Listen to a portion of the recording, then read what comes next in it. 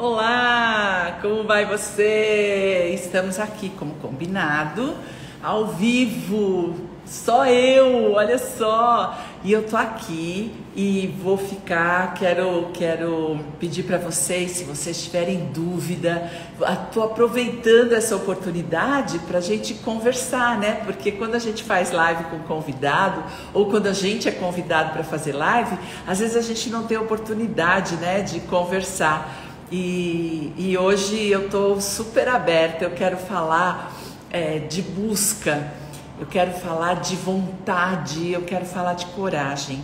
Sabe por quê? A gente já começou, né? Nós já voltamos para o processo Hoffman, a gente já teve aí mais de 20 pessoas dentro do processo, pessoas incríveis, maravilhosas, e que vieram buscando, e nada por acaso, vieram no primeiro grupo. Olha, dia 3 de janeiro, eles já estavam aqui porque o processo começava dia 4 às 8h30 da manhã, 7h30 eles já tinham que estar aqui.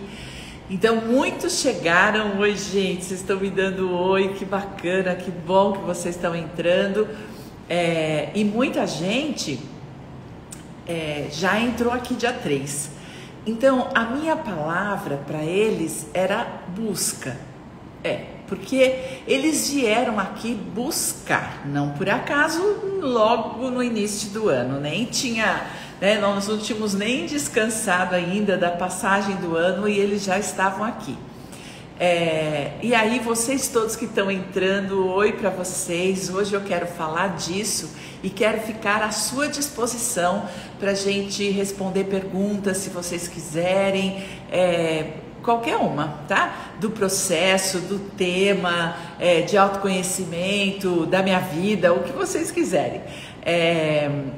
E aí, se vocês acharem que vale a pena esse encontro, pega lá o aviãozinho e já convida seus amigos para a gente ficar junto hoje, né? A gente tem aí essa horinha para a gente bater papo. Então, eu quero falar dessa busca, sabe? E a busca, ela vem junto com a vontade, porque não dá para buscar sem vontade, né? Não dá para dizer, eu vou buscar. Não, vai buscar, mas você tem que ter um movimento, né, de busca. Você tem que ter um ímpeto, e isso a gente chama de vontade. Você tem vontade de mudar? Porque essa é a vontade que a gente diz que é preciso para fazermos a mudança. Então, eu preciso de vontade para querer sair do lugar.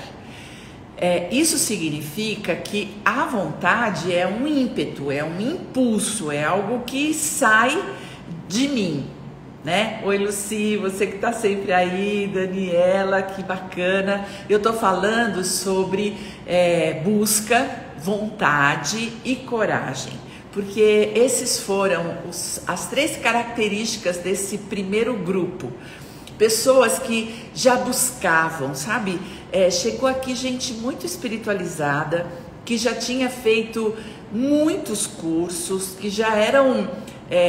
olha, nós tínhamos uma xamã, nós tínhamos pessoas já muito desenvolvidas em várias escolas religiosas, várias. Nós tínhamos um misto aqui de religião, tínhamos agnósticos, tínhamos ateus, foi muito legal, mas todos eles eram uma turma que já vinha buscando, com exceção de alguns jovenzinhos que chegaram sem saber, né, direito, era a primeira oportunidade, fora um processo terapêutico, era a primeira oportunidade de se autoconhecer. A gente chegou aqui eles tinham muita busca, já eram pessoas que já buscavam, e isso é muito bacana, porque eu digo que o processo Hoffman é um curso onde você encontra, não é um curso para buscador, é um curso para encontrador.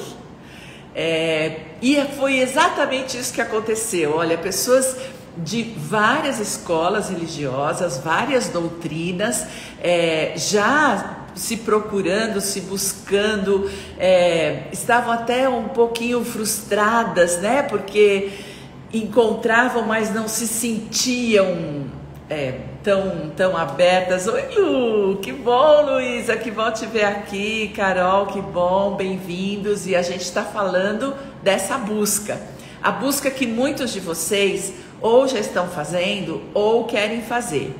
Mas o que eu dizia para eles é que o meu respeito por eles, e acho que o meu respeito por todo mundo que assiste minhas lives e que me segue nas redes, é porque essas pessoas têm vontade. Mas muitas vezes a gente tem vontade e o medo é maior do que a vontade. Aliás, você aguarda aí uns dias, eu estou gravando uma viagem mental sobre o medo, para que a gente possa sair dele, sabe? Eu brinco sempre que assim, abraça seu medo, não o negue, né? Não nega, por favor, não negue o seu medo, porque tudo que a gente rejeita gruda. E é isso que a gente faz, a gente mente sobre o medo, a gente esconde o medo, ou o medo nos paralisa. E se nós o negamos, e se nós queremos, né, nós rejeitamos o medo, e nós não gostamos de ter medo, e a gente rejeita esse sentimento, ele gruda, ele começa a fazer parte tão importante da nossa vida, que ele nos paralisa, ao invés dele ser nosso aliado, porque o medo é nosso aliado. Eu sempre digo isso, medo e raiva são muito positivos.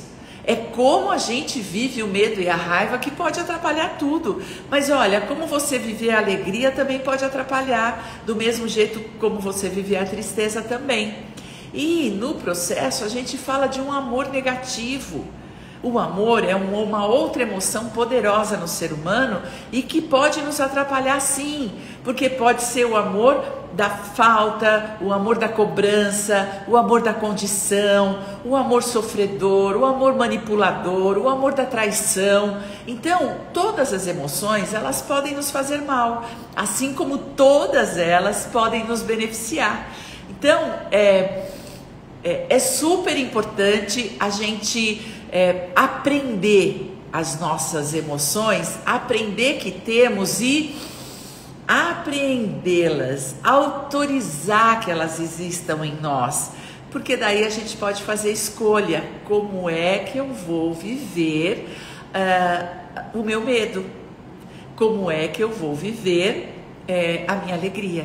Eu estou fazendo um parênteses aqui, porque na realidade eu estou falando da vontade, e que eu não tenho dúvida que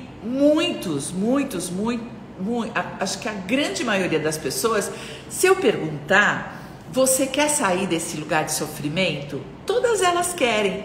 Você quer ir para um lugar onde você possa ser mais feliz? Todas as pessoas querem. E por que eu falo você quer ir para um lugar? Por conta do movimento.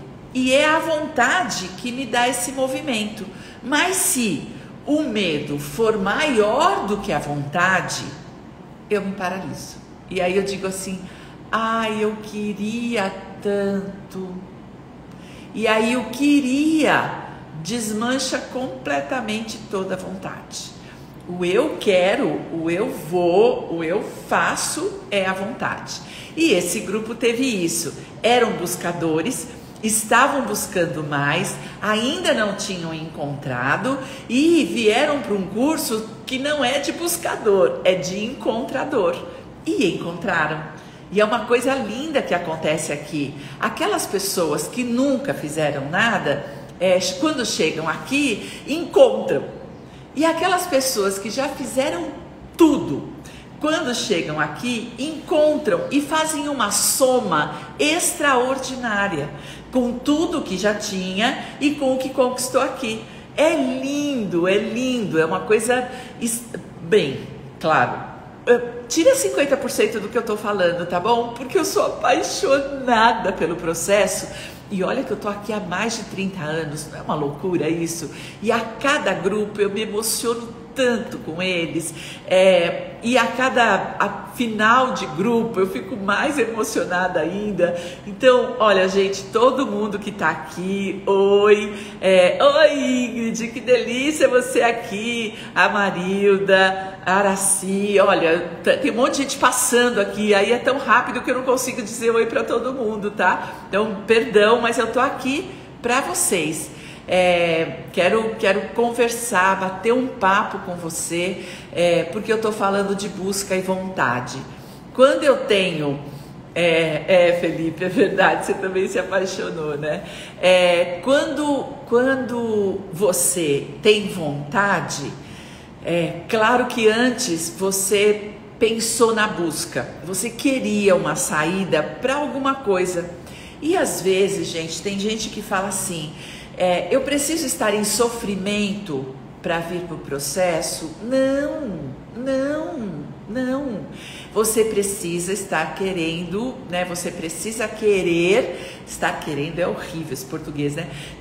Você precisa querer alguma coisa além da sua vida. E eu brinco com as pessoas dizendo assim, não é possível que a vida seja trabalhar de segunda a sexta e fazer supermercado ao sábado.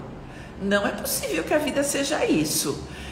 Deve ter alguma coisa a mais. Se você tem esse tipo de pensamento, é isso que faz você ir buscar. Então, é só ficar inconformado. Na realidade, o que traz as pessoas ao processo é a insatisfação. A insatisfação em qualquer área da vida, inclusive numa vida boa, numa vida ótima, numa vida que está tudo certo. Sabe uma vida invejável? Eu tenho um bom trabalho, eu gosto do que eu faço, eu ganho bem, eu tenho patrimônio, eu tenho uma casa confortável, eu tenho uma família bacana, tá tudo ótimo. Mas eu tenho 40 anos. É só isso, e agora? Agora que eu já conquistei, agora que eu já sei, agora que eu já tenho, o que mais? Então, a gente recebe aqui esse tipo de busca, né? Por isso são buscadores. São pessoas que com vontade querem sair da onde estão. Vão sim mudar o status quo. Elas querem fazer isso, né? Por quê? Porque o status quo tá bom. Mas é só isso? Já tá bom.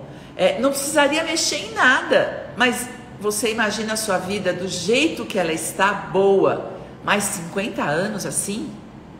E aí as pessoas falam, não, ela tá ótima, mas eu quero mais, porque eu tenho mais 50 anos pela frente, mais 40 anos pela frente, eu quero mais.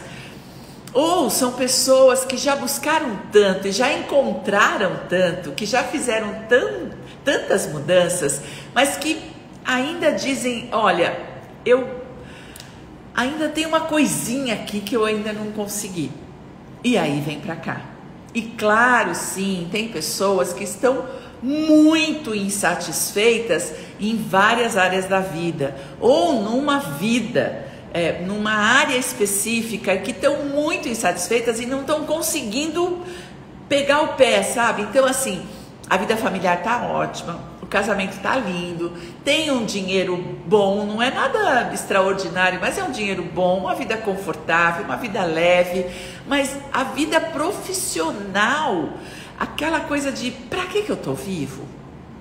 Isso é a busca verdadeira, é a busca do coração, eu digo que é a busca do espírito, é a busca da sua essência, pra que você serve? Isso é algo, essa é a pergunta que me salvou. Eu sempre digo isso, só que eu não fiz para mim, eu fiz para minha filha. Eu vou relembrar vocês, eu tenho uma filha deficiente mental e ela nasceu normal, era o sonho da minha vida, era a Beatriz, imagina, a Beatriz é aquela que traz felicidade. E bem, ela ficou com 1 ano e 8 meses, deficiente mental, ela convulsionava muito, ela entrou em coma e quando ela voltou, ela tinha um risco, né, muito grande de morrer, mas como ela ficou viva, ela veio com o intelecto dela muito comprometido e não parava de convulsionar, a gente não conseguia controlar. E nesse período eu estava grávida da minha segunda filha.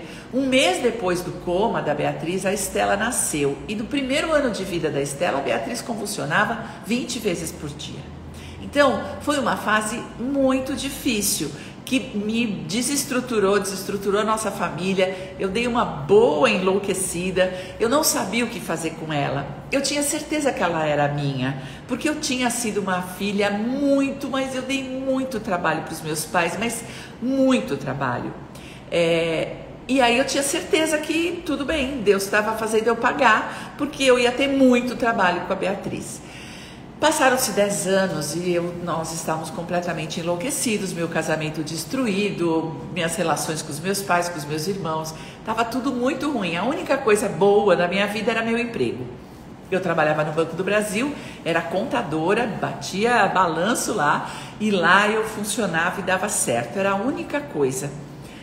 Eu não gostava, mas eu sabia fazer muito bem, e aquilo me dava um alívio, né? Eu saía da loucura, porque eu contabilizava as contas lá e para mim era uma organização mental.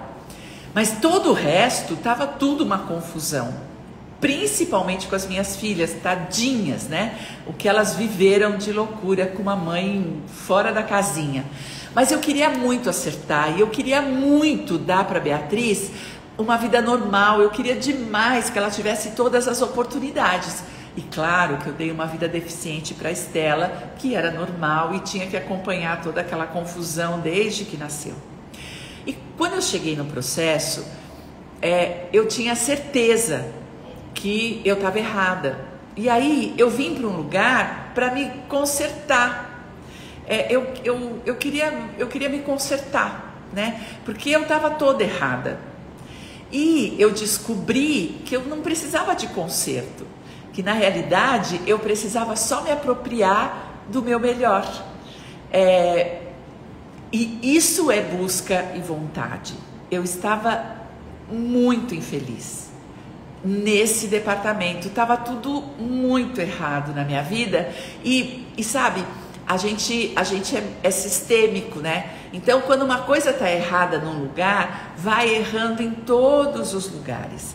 Quando eu cheguei no processo, eu já estava infeliz no banco, mesmo porque eu tinha mudado de área, eu não estava mais na contabilidade, eu já estava infeliz, já era um sacrifício, mas eu tinha que ficar lá, era meu salário, meu sustento, eu tinha que colaborar, a Beatriz gastava muito dinheiro, enfim.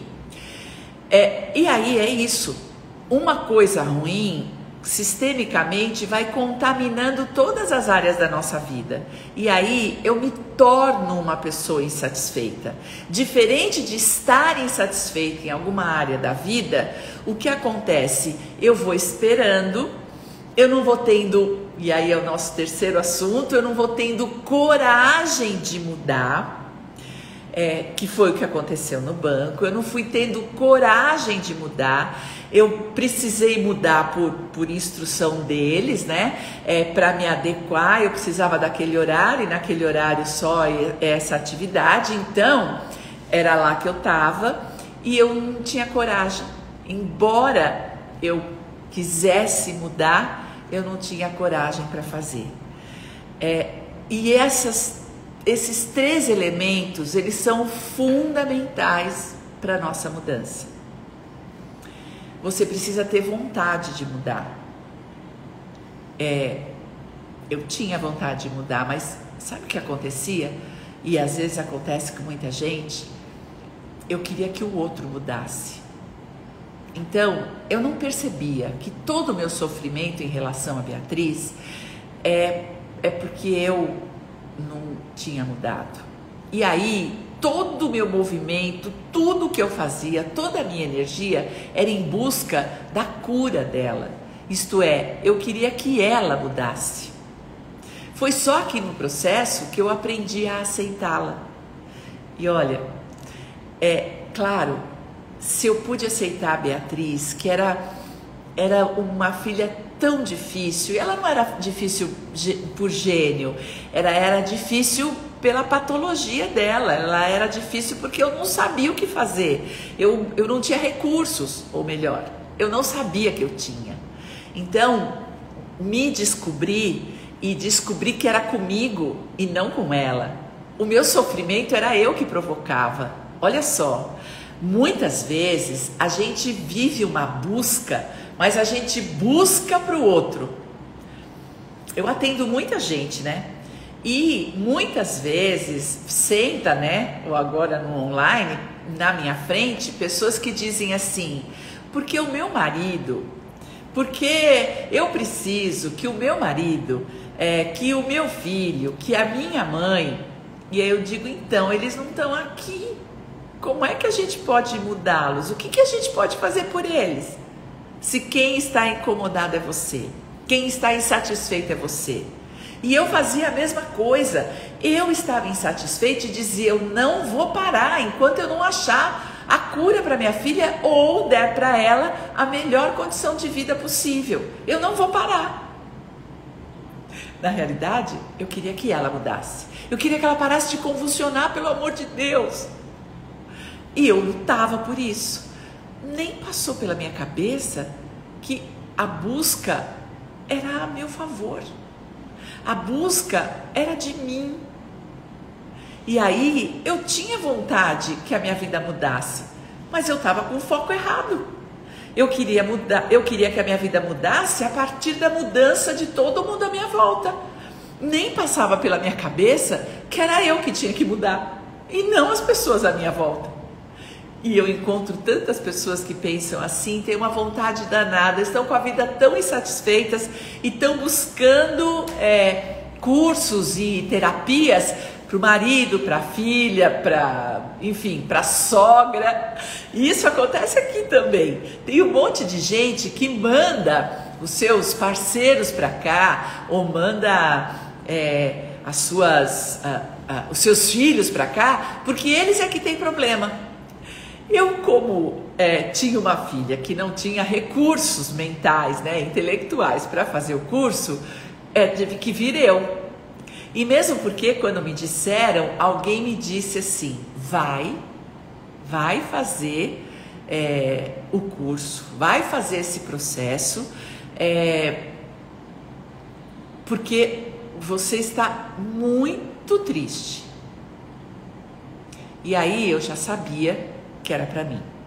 E eu tinha uma tristeza que eu não conseguia sarar dela.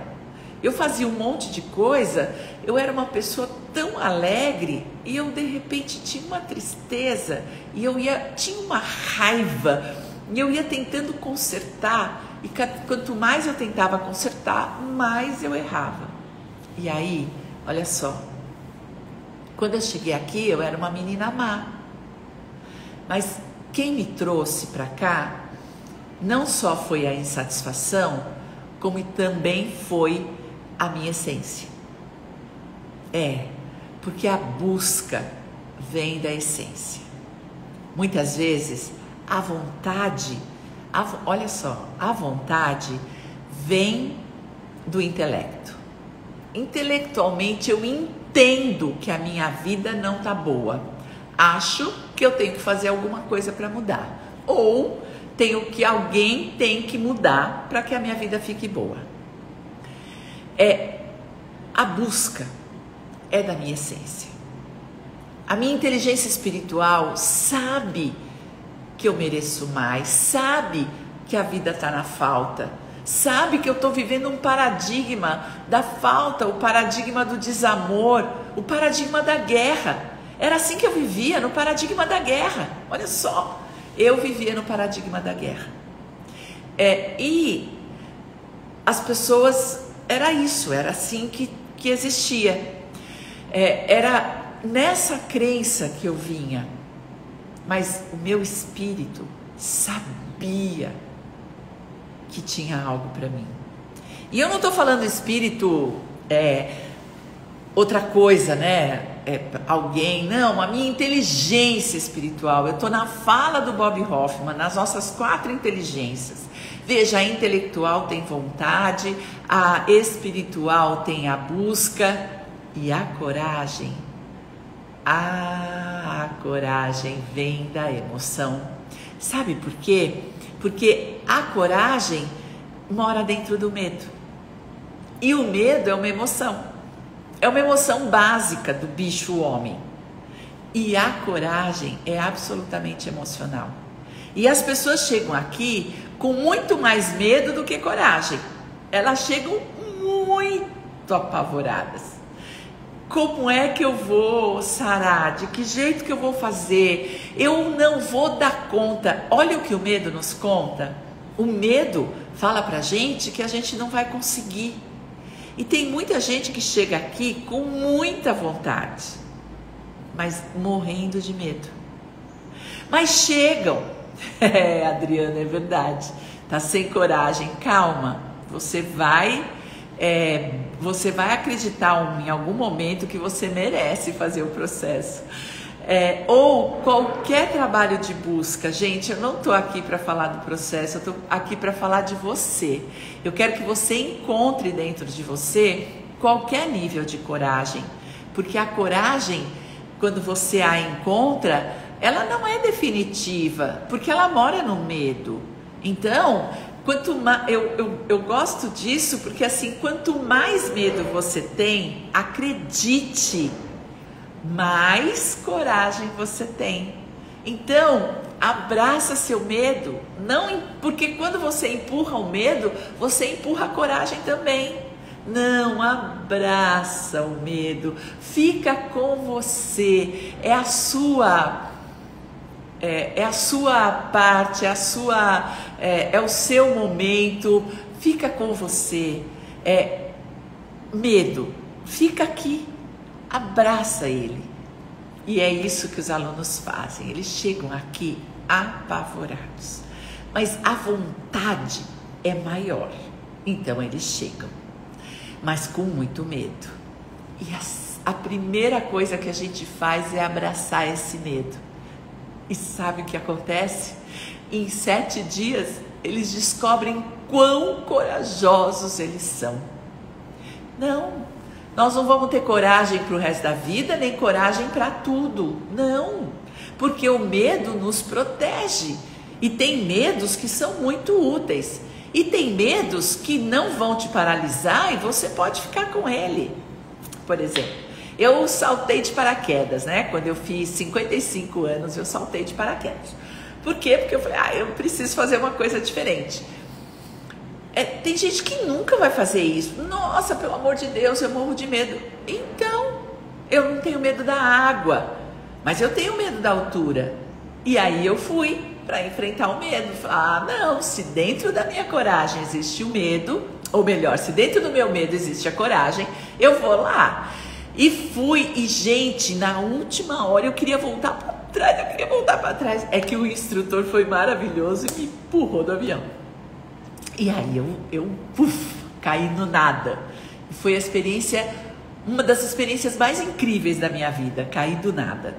Mas não precisa saltar de paraquedas. Precisa vir para o processo. Precisa encontrar sua coragem. Mas não precisa ir de paraquedas. Isso mesmo, olha só. O igual você já viveu, né? O Alcione está dizendo, o Alcione Barião, oi querido, que delícia ver você, fecha o olho e vai, é isso mesmo. O medo pode trazer doenças físicas? Pode, mas quem mais traz doença é a raiva. Então, é preciso saber se você está paralisado pelo medo ou está paralisado pela raiva, que é vingança, né? Que gerou vingança. E daí você fica paralisado.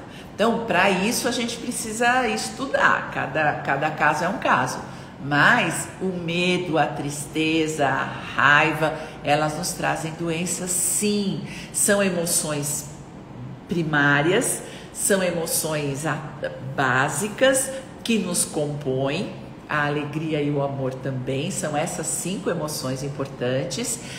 A tristeza, a raiva e o medo, se não forem reconhecidos por nós e se forem insistentemente vividos e principalmente guardados, vai deteriorar o corpo físico, sim. Então, quando a gente fala assim, ai, morri de tristeza, a tristeza mata. Vocês lembram da nossa história? Os escravos que morriam nos navios negreiros, que morriam aqui, quando estavam aqui no Brasil, morriam de tristeza, de saudade da casa. E a tristeza vai causando uma desmotivação, assim como o medo, porque o medo fica falando na tua cabeça o tempo todo, fica falando na tua cabeça que você não consegue. É isso que o medo faz. Que você não é bom o suficiente, que você não vai dar conta, que você é inadequado, que você é fraco, que você é sempre isso. E ele vai te causando uma dor, e aí fica a pergunta, né? Para que eu tô vivo? Para que serve essa vida? E aí eu volto lá na minha filha. Quando eu cheguei aqui, eu cheguei com muito medo, mas eu não tinha para onde ir, sabe? Tava tudo tão ruim pro lado que eu me virava, e eu fui deixando deteriorar tudo. Pro lado que eu me virava, tava ruim. E aí eu vim. E aqui eu descobri a pergunta para quê? Para que serve? E aí eu me fiz a pergunta: para que serve ter uma filha deficiente mental? Foi essa pergunta que me salvou. Porque deu utilidade para Beatriz, para mim, para a família dela. E aí ela passou a ser útil no nosso sistema familiar. Para que serve? Isso, é verdade, Maiane. Essa pandemia tem nos deixado com muito medo, e eu tenho feito um paralelo com o medo que eu tinha em relação a Beatriz, e eu tenho dito o seguinte: sabe, o medo, a gente tem vontade de que a vida volte àquele lugar onde a gente não tinha medo, onde não percebia o medo, né? E eu fiquei 10 anos tentando fazer a vida voltar. Eu queria voltar ao normal, com uma filha anormal. Eu queria demais voltar ao normal. Eu fiquei 10 anos, até que eu aceitei e entendi a utilidade de tudo isso. A hora que eu descobri, a Beatriz virou minha professora, virou professora da família dela. A gente aprendeu tanto e aprende tanto com ela. Então, esse medo que você está falando, Maiane, eu tenho dito muito para as pessoas: cuidado, não fique esperando a vida voltar ao normal. Ela não volta mais. Não tem vida que volta, nunca mais volta. A vida só segue, a gente só vai para frente. E aí foi o que eu aprendi aqui no processo, a me perguntar para quê. Então, se você está com muito medo, se pergunte para quê. Para que nós estamos vivendo essa pandemia? Para que toda essa confusão? Para que acontecem coisas no Brasil que não acontecem em lugar nenhum? Para quê? Para que a gente possa reconhecer o nosso valor, para que a gente possa se apropriar dessa terra bendita, para que a gente seja dono desse país, para que a gente não permita que algumas pessoas dominem todo o país e decidam tudo pela nossa vida. O Brasil é nosso e nós precisamos aprender a respeito disso. Para que nós estamos vivendo toda essa dor? Para que a gente está com tanto medo? Nós temos que fazer essa pergunta para não precisar mais voltar para trás. Porque eu demorei 10 anos, eu digo, gente, não demora, porque já faz 10 meses. Daqui a pouco faz 1 ano de pandemia. E o que é que a gente aprendeu? E quanto mais a gente se pergunta para quê, mais a gente Descobre qual é o nosso motivo. Suas palavras são perfeitas. Tenho uma mãe com transtorno bipolar e sei muito bem o que está falando. Hoje aceito, mas a situação ela é tão difícil quanto. Ficar com a Beatriz nunca foi uma tarefa fácil, mas ela tinha motivo, sabe? Ela tinha motivo. Porque enquanto ela só era doente, eu achava que a minha vida servia para achar a cura para ela. Não, na realidade o que eu queria era a volta ao normal. Eu só queria minha filhinha de volta. Eu só queria esnobar minha filha inteligente, como eu faço até hoje com a Estela, tadinha. Eu faço isso, eu falo, gente, a minha filha mora na Inglaterra, ela é cientista social, ela trabalha com iniquidade, ela trabalha para o governo inglês, ela é muito importante, ela faz uma coisa muito importante para o mundo, para as pessoas, agora com a violência familiar, e aí eu esnobo. Eu também queria fazer isso com a Beatriz, então eu queria que ela fosse normal, porque não é assim, dentro do nosso paradigma é o bom, é o certo, é o inteligente que está certo. E aí hoje eu esnobo a Beatriz, eu digo, gente, eu tenho uma filha deficiente mental, vocês não sabem o que é isso, o presente que é, o aprendizado, ela é a nossa melhor professora. Enquanto a Estela nos dá muitas informações intelectuais e é a pessoa de confiança que sabe um monte de coisas e a gente pode tomar decisões em cima do aprendizado dela e do saber dela, a Beatriz nos ajuda a amar, porque ela virou uma fonte de amor. É impressionante. Quando a gente está muito carente, eu e o pai, é nela que a gente se derruba, porque ela só dá. Ela não critica, ela não julga, ela não espera, ela só ama, porque ela não tem o intelecto para ter toda essa confusão que a gente tem. Então ela virou nossa fonte de amor e ela era nosso problema. Olha que lindo, tudo porque eu descobri o para quê. Então a coragem vai te dar a resposta para que você está vivo.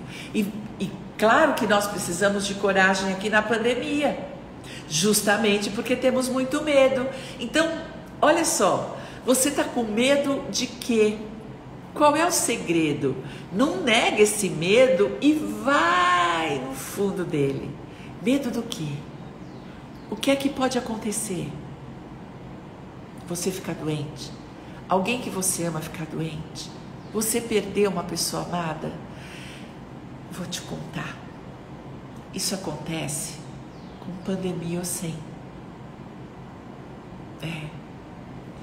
90%, não, eu vou diminuir a porcentagem.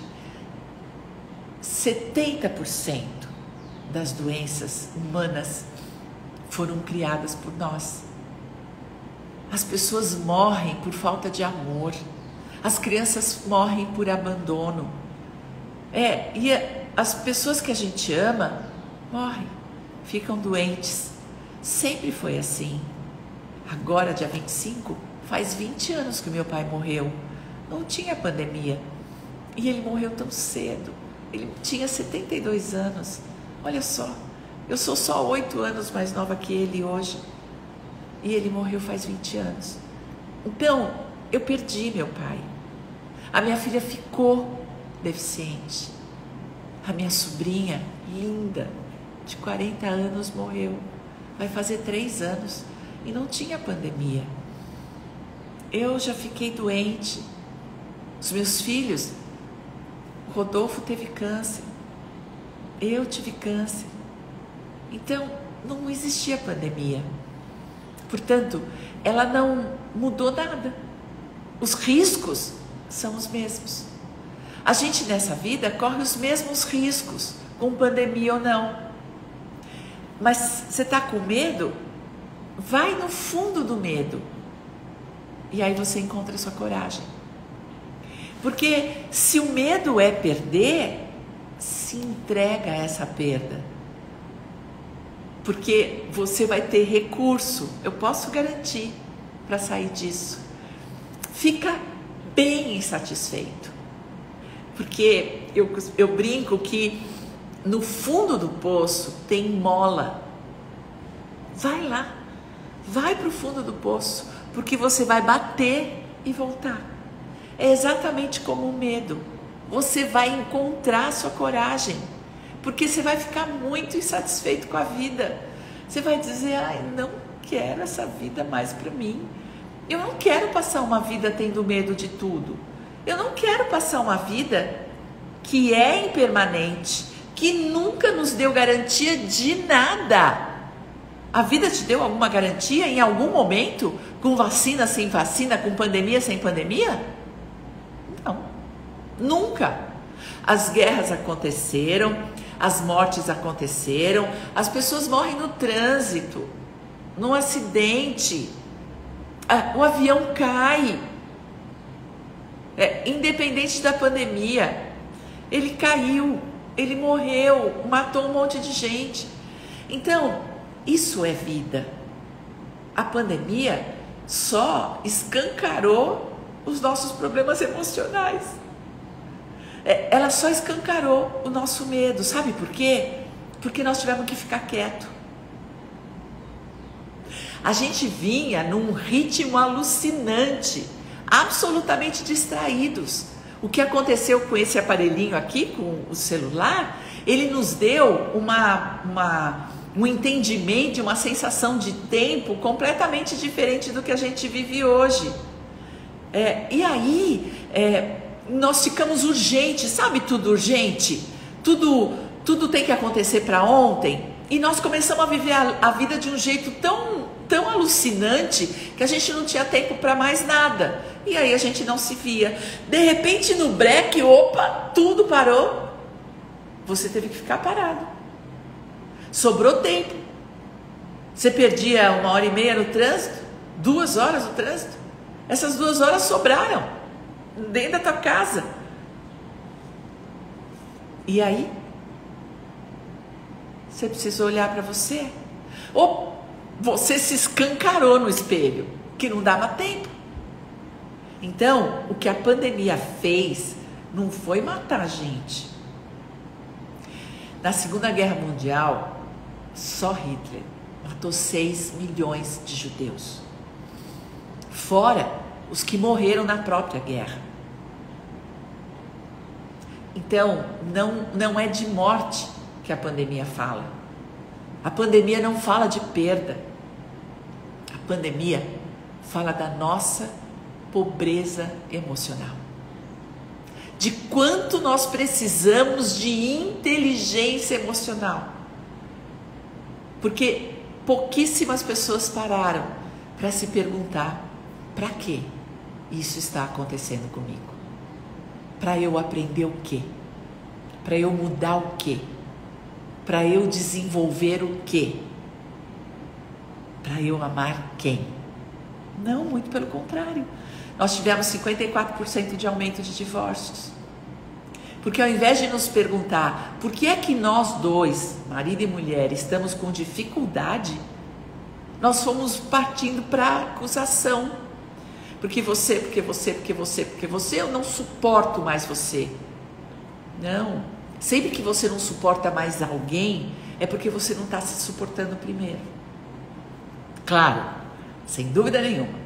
Se você se enganou e casou com um parceiro agressivo, que vai te desrespeitar, que vai te violentar, que vai te agredir de algum modo, pelo amor de Deus, eu sou a primeira, você precisa de ajuda, vamos sair de casa. Sem dúvida, tá? Mas não foi isso que aconteceu. Sim, foi isso também. As crianças foram surradas, as mulheres foram mortas, tudo isso aconteceu na pandemia.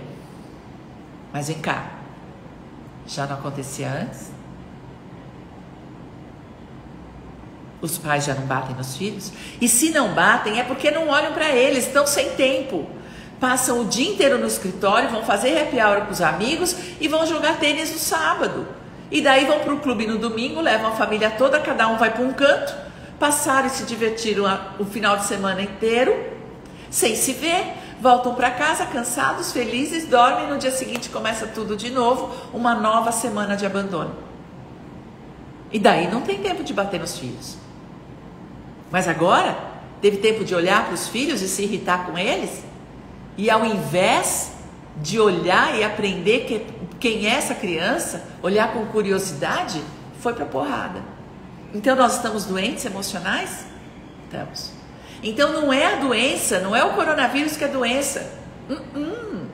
A nossa doença é anterior. Nós precisamos aprender a respeito do amor. Nós trabalhamos com o paradigma da guerra e da falta. Tem gente que tem mais, tem gente que tem menos. Não, nós temos possibilidade de abundância para todos terem.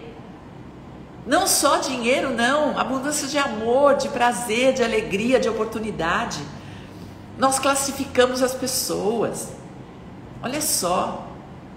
A gente precisou mandar as nossas empregadas domésticas para casa por conta da pandemia e os ricos ficaram loucos com isso. Onde já se viu? Não pode, tem que vir trabalhar. Em São Paulo teve passeata de carro de rico, pedindo as empregadas de volta. Olha só. Então, nós classificamos as pessoas? Sim. Nós as desclassificamos? Sim. Nós separamos as pessoas? Sim. Nós somos preconceituosos? Sim. Nós ainda damos importância à cor da pele? Sim. E eu sei disso.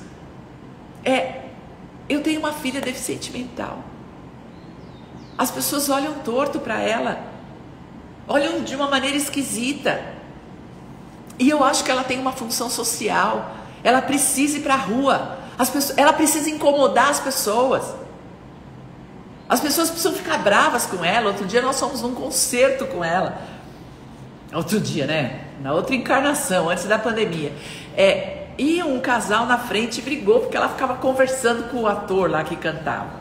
E era hora um homem, hora uma mulher. E ela dizia, agora é ele, agora é ela. Agora é ele, agora é ela. E as pessoas ficaram incomodadas. Ela tem direito de estar lá, ela é um ser humano. Ela curtiu pra caramba. É isso. A gente precisa se olhar primeiro. E primeiro olhar que, olha, eu brinco aqui, eu começo o processo dizendo, gente, nós somos tudo batata do mesmo saco. Não tem diferença. A única diferença é que eu busquei primeiro. Eu tive vontade antes. E eu descobri minha coragem. Antes. E aí a vida ficou melhor. Antes. Só. Mas somos todos batata do mesmo saco. O que acontece é que eu vim antes. O que acontece é que a minha insatisfação chegou antes da sua. E a minha vontade de sair daquela confusão que eu estava. E olha, eu não tinha vontade de melhorar por mim. Eu tinha vontade de salvar meus filhos. Era isso que eu queria. E aí eu salvei uma parte. A outra parte, eles vão ter que fazer por eles. A Beatriz, ela vai viver a vidinha limitada que ela tem. Mas ela tá tão bem, ela é tão bem cuidada, ela é tão amada. Tá tudo certinho na vida dela. Os outros filhos, eles vão ter que se trabalhar o resto da vida. Eles vão ter que se safar. Eu digo para eles, a única missão que você tem na vida, meu querido, é se livrar da sua mãe e do seu pai. Se livrar emocionalmente. É isso. A gente precisa descobrir a nossa verdade, quem somos, exatamente quem somos. E nós somos cópia e repetição dos nossos pais. E se nós não sairmos dessa submissão à nossa infância, nós nunca vamos encontrar quem nós somos. E aí eu vou buscar pouco, vou ter pouca vontade e pouca coragem. Autoconhecimento me ensina que eu tenho todos os recursos que eu preciso para viver a minha vida. Eu nasci com eles. Essa é a magia da vida. É a beleza da vida que a gente não tem controle. Assim como a gente não controla a vida, porque ela vive, independente de você. Se você está vivo ou morto, a vida continua. Não é louco isso? Há muitos anos atrás, quando eu tinha 17 anos, eu perdi um namorado. Ele foi assassinado, foi uma coisa bem difícil. Foi um acidente lá, mataram errado. Foi muito difícil. E eu muitas vezes, eu ficava olhando para as pessoas e dizia assim, como que as pessoas podem rir? Eu tinha que continuar trabalhando, né? E eu trabalhava, eu estudava, eu tinha que pegar o ônibus, eu pegava o ônibus às 5h30 da manhã, e eu lá no ponto do ônibus, eu ficava assim, como que o ônibus está funcionando? Como que as pessoas estão dentro do ônibus? Porque a minha sensação é de que a vida tinha que parar. Ele tinha morrido.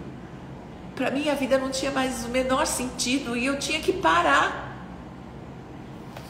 Você já viveu isso?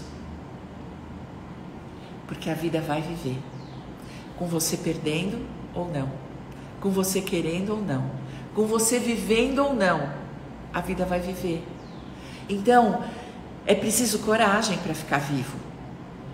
Se você está, é porque você já tem. O que está faltando para você mudar? Para você ter essa vontade maior do que o seu medo? Porque coragem de ficar vivo, você já está. A vida acontece, a vida, olha só que bonito que o Marcos está falando. A vida acontece sempre para você e não com você. É isso mesmo. A vida está aí para você usufruir dessa vida, com tudo que ela tem. E foi isso que eu aprendi. Quando eu fiquei doente, eu me perguntei para quê? E eu fui trabalhar a minha raiva, a raiva do meu feminino. Eu fui trabalhar o que aconteceu comigo na minha infância, a respeito do meu feminino. Quando o Rodolfo ficou doente, eu entendi que eu tinha o mapa da felicidade. E daí eu escrevi o mapa dentro do hospital. Olha que oportunidade que eu tive. Eu não queria escrever o livro. E de repente eu tive uma vontade avassaladora de escrever. Olha só. Então, tudo que nos acontece é sagrado e é sempre para o nosso bem. Então, a pandemia aconteceu para nós. E como é que você está aproveitando? Eu aproveitei, tirei projetos do armário. E aí, olha só, eu construí o universo do autoconhecimento. Você já está lá? Porque se você está lá, eu estou gravando uma viagem mental especial para você esse final de semana. Se você está lá e é só para os assinantes, vai lá. Universo do Autoconhecimento é uma plataforma de cursos, tem vários cursos, você pode fazer várias trilhas. Eu estou querendo construir uma Netflix com muitas possibilidades de autoconhecimento, então vai lá, assina, é R$ 47,90, nada que você não possa pagar, você fica comigo direto com muitas possibilidades de autoconhecimento, até que você se convença que você tem coragem suficiente para fazer a mudança, para encontrar aquilo que sempre foi seu, a fonte de amor inesgotável. Tá aí, tudo aí dentro. Tá tudo que você quiser. Tudo, absolutamente tudo. E é isso que eu digo para os meus filhos. Você vai viver a vida que você quiser. E como você quiser, assim será. Você tem o poder. Mas se faz a pergunta, para que você está vivo? E para que você vai fazer as escolhas que você vai fazer? Essa é a grande... Para mim, foi meu grande presente do processo.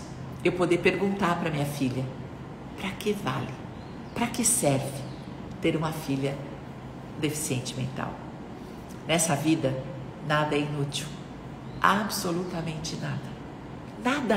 Nada é inútil. Tudo serve. Tudo a gente aproveita. Tudo é para nós, como disse o Marcos. Se aconteceu na vida e aconteceu com você, é para você. Pega, porque é sempre pro bem e sempre sagrado. São as nossas decisões, exatamente. Olha que lindo que ele está falando.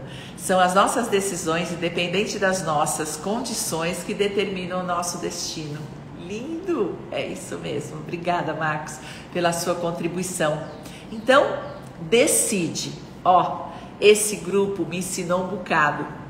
Busca, vontade e coragem. Eles eram buscadores. Eles tinham uma vontade danada de mudar e tiveram muita coragem. O resultado? Bom, se você não assistiu o resultado, vai lá no meu YouTube e assiste a live de domingo.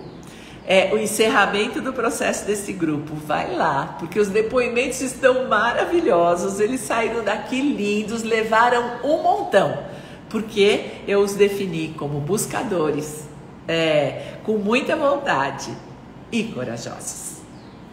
Isso bastou para que eles levassem o maior presente da vida deles, a sua fonte de amor inesgotável. E aí não tem mais fim e não tem para mais ninguém. Eles vão brotar, brilhar, fazer a vida acontecer. Você também pode fazer isso. E olha, de verdade, não precisa vir para o processo, precisa mudar. Pode ser? Eu te vejo na próxima live. Vai lá no Universo do Autoconhecimento, vai lá no YouTube, assiste a live. E super prazer de falar com vocês. 10/1/2021. Ah, que legal que você nasceu. Ó, legal. Então, vai lá. Ele renasceu. Eu pensei que era no dia 9, no dia da integração. Mas tá bom, dia 10 é um dia lindo, isso mesmo, Fê. Saudade, já tô com saudade de vocês. E vocês sabem que eu tô aqui no hotel? Eu não fui pra casa, eu fiquei aqui e vou emendar com o próximo grupo. Muito bem, gente, um prazerzão falar com vocês. A gente se encontra, tem muita coisa acontecendo, a gente vai acontecer 2021 e nós vamos fazer a mudança. Sempre para o nosso melhor. Beijo grande, até a próxima.